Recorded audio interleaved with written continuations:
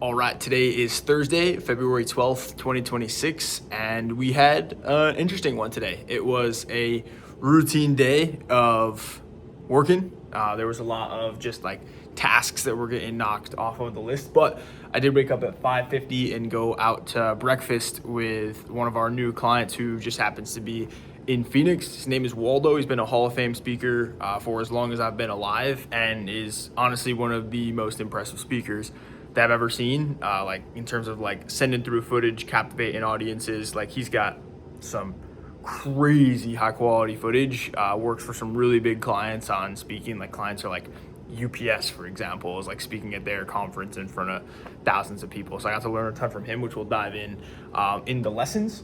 Did get our 5 reach outs in. Mobility for workout today. We've got 8 miles easy tomorrow. And for our deep work, once we got back from breakfast, worked on a content calendar for March for one of our new clients, then proceeded to take a few calls. We had our weekly call with one of our clients just as a check-in, weekly one-on-one with our main YouTube editor who's doing some client work right now, and then also editing my vlogs on the Professor Danny channel. So I kind of like debriefed him on like the 3-pronged channel approach that we're taking. So for whatever reason you're watching this, you're on the coolest channel.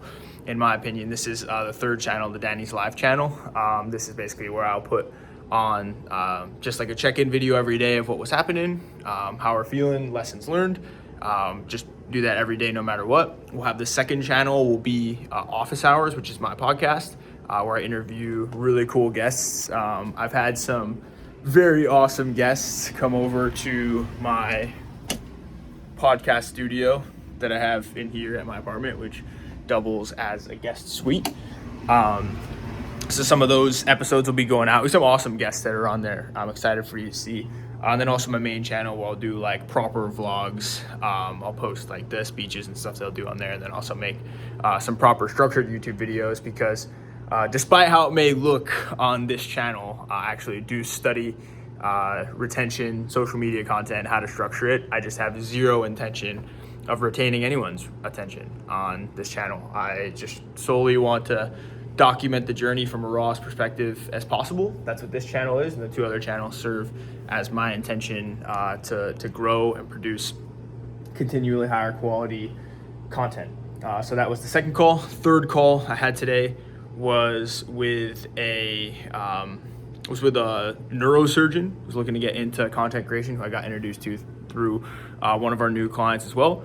He was really cool, so we're going to do some scripts for him on some strategy tomorrow, send those in, see what he thinks, and then go from there. Also got introduced to one of the higher-ups at one of the biggest financial firms in all the states, which is really cool. My business mentor with EOS introduced us, so we'll be connected soon there. I think it just goes to the point of like building relationships, being a good person, being of value to people.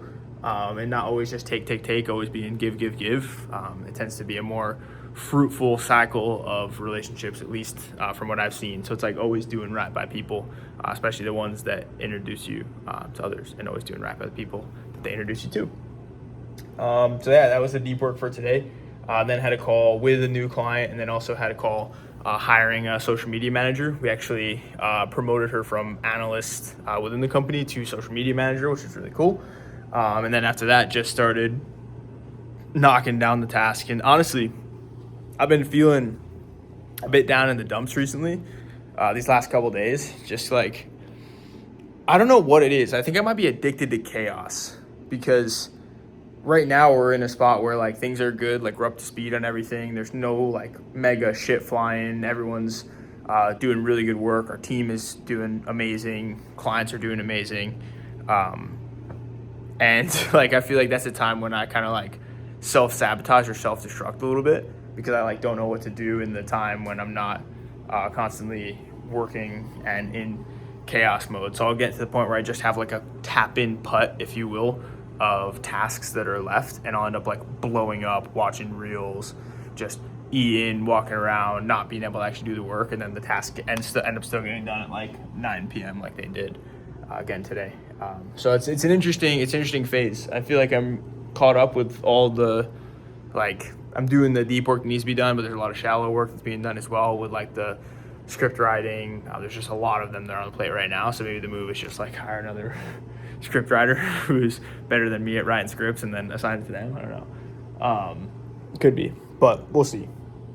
Lessons or notes all came from my breakfast with Waldo today. This right here is a philosophy that I have of just proper preparation prevents poor performance, but I renamed it Prepare today because his new book is coming out. It's called Commit, which is like Air Force term when you're about to like dive into enemy territory and you just have to commit and you might get shot down and you don't know if you are or not going to. But the reason I wrote that one down here is because we went to like a book interview shoot, and it was clear that the person who was the interviewer and setting up the studio was just not prepared. One of the guys like wasn't there. The other guy had no idea who and like hadn't been debriefed on the client. It was just honestly a very poor experience. And as someone who's been a stupid agency owner for the first few months in business, I know what it's like, and it's important to get out of that phase as quick as possible. If you have an agency or any business, just get out of the stupid phase. But one thing you can always do is prepare and care about the clients. And I just noticed that as a non-display today. So it made me think we do need to prepare. Never fly solo is Waldo's model. So like always have people around you, have your wingmen that are monitoring you and making sure that everything's all good and you can fly into the darkness together. It's a lot easier to fly an 8-hour night mission in a single seat F-16 jet if you have some wingmen by your side. And then also on a more tactical level, I was asking him questions because Waldo's one of the best speakers I've ever seen, like on stage. And I want to continue to do more speaking engagements. I've done a few of them at this point in my career, but mainly just like on social media and on smaller stages. So I asked him, I was like, hey, like what percentage of your stuff is scripted versus like off the cuff? Because you can't just like script every single word, right? So he goes, no. He goes, the stories are scripted. And at what point they're going to get told are also scripted. So it's like if I have, story A, story B, and story C, if I have a shorter talk, I might do story A and story C. And I know story A goes first and I know story C goes second. When I get into story A, that's pretty scripted because I've said it a bunch of times. And then when I get into story C, that's pretty scripted because I've said that a bunch of times as well. But the anecdotes in between and customizing it to the audience, that's always just genuine and on the fly. So it was a really good piece from speaking right there that I took away, because I always wondered, like, do the best speakers just off the cuff it? Because there have been sometimes one time last year we were in Dubai, I went to an event and I literally like at the event got asked to speak there. It was a smaller event, but they were like, hey, one of our speakers bailed, like, do you want to speak? I was like, all right, sure. And then ended up freestyling for like 55 minutes and people were coming to me afterwards like, oh wow, that was like great talk. So like I know freestyling is possible, but also at the same time, like I always feel better when I have my slides, but then when I try and script it too much, it's like bad. So that personally helped me out a lot. So I hope it helps you as well. This has been Thursday, February 12th, 2026, and it is 9:12 p.m. currently. I'll see you tomorrow.